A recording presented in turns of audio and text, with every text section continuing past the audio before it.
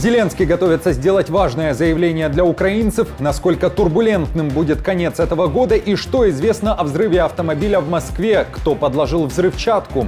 В эфире «Нехта» самые важные и интересные новости к этому часу. Глобальная нестабильность и поиск путей к миру. Как в политическом смысле будет трясти нашу планету в конце 2024-го. Обсудим прогнозы.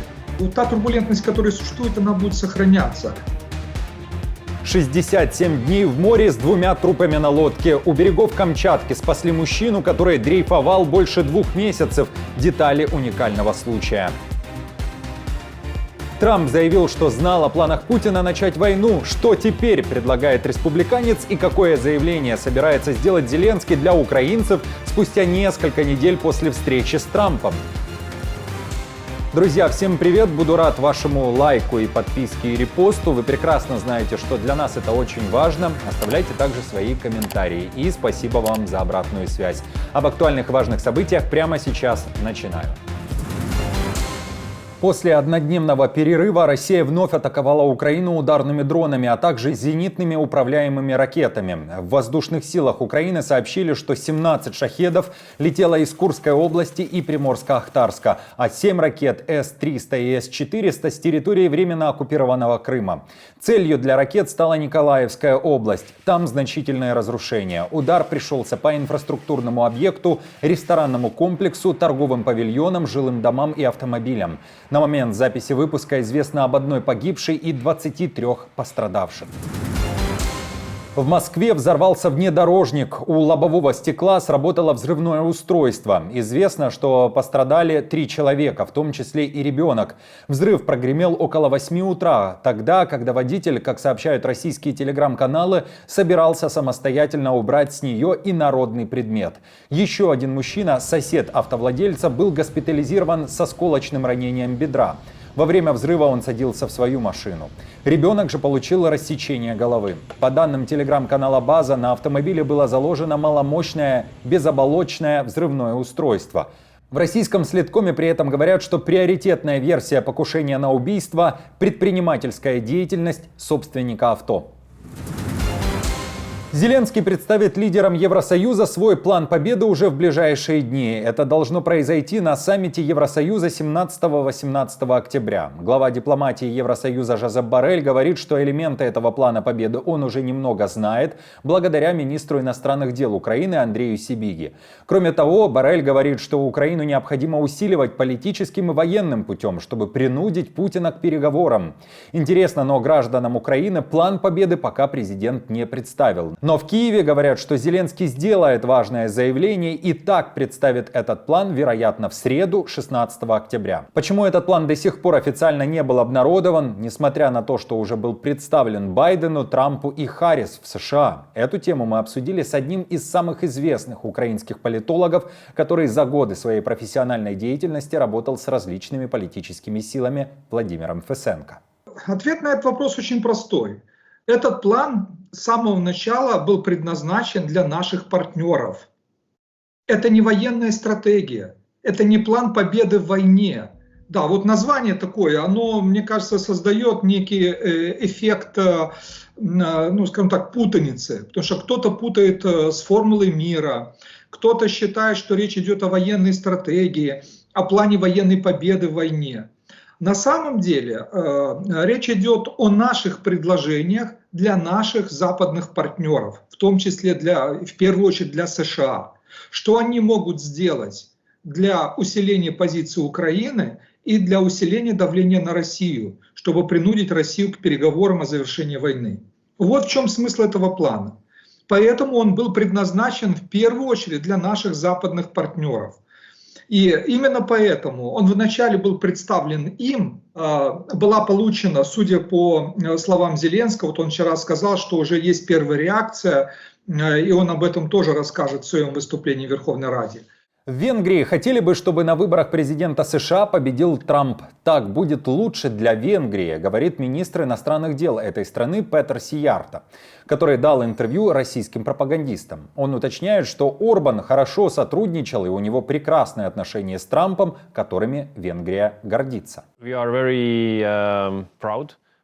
Мы очень гордимся тем фактом, что президент Трамп обычно ссылается на свои дружеские отношения с премьер-министром Орбаном. Мы гордимся этим. У них прекрасные отношения как в личном, так и в профессиональном плане. Они уже отлично сотрудничали во время президентского срока президента Трампа.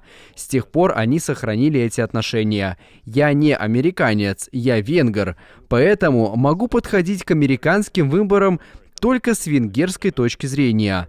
Конечно, с венгерской точки зрения для нас было бы намного лучше, если бы президента Трампа избрали американцы. Дональд Трамп уверяет, что Путин предупреждал его о желании пойти войной против Украины, и лишь якобы благодаря республиканцу этого не произошло.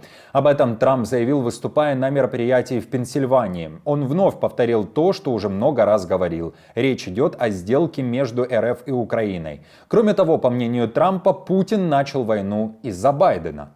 Я очень хорошо ладил с Путиным, я полностью понимаю, что происходит. Он говорил об этом, он часто говорил об этом, но я сказал, ты не пойдешь туда. И он не шел. Это только из-за Байдена. Он посмотрел на этого человека и не смог поверить в это. То же самое и с Украиной. Я очень хорошо ладил с Зеленским, очень хорошо. На самом деле он приезжал в Нью-Йорк 2 недели назад, он пришел ко мне, и я очень хорошо с ним поговорил.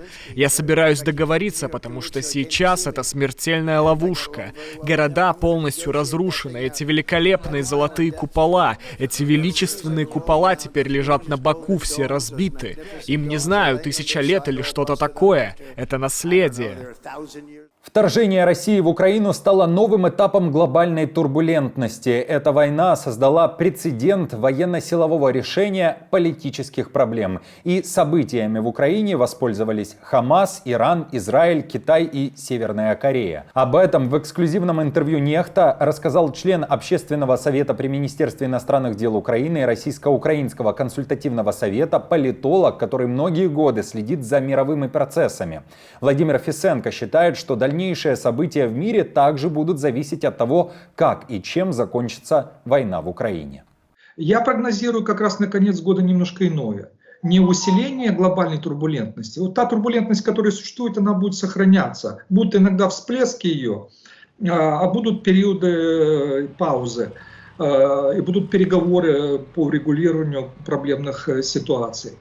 Но с высокой вероятностью уже в конце этого года, и тем более в будущем году, будут предприняты попытки начать переговоры о завершении войны между Россией и Украиной. Это с очень высокой вероятностью. Особенно если к власти приходит Трамп, это почти наверняка произойдет. И, может быть, даже сначала в неофициальном формате с его стороны.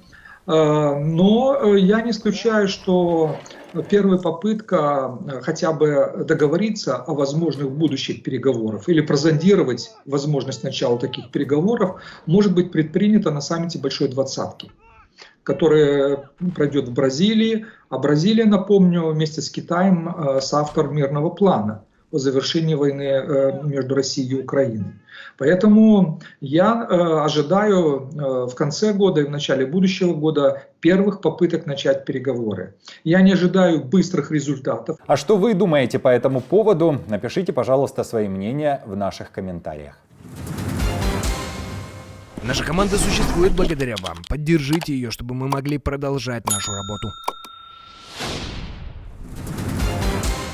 Как минимум 18 месяцев родные одной из лидеров белорусской оппозиции Марии Колесниковой не получали от нее ни одного письма из гомельской колонии номер 4. Отец Марии Колесниковой, Александр, говорит, что неоднократно пытался добиться встречи с дочерью, но все попытки оказались тщетными, пишет Associated Press. Авторы издания также сообщают, что лишь благодаря информации от других заключенных известно, что Мария жива. Однако неоднократно из ее крошечной камеры доносились мольбы о медицинской помощи.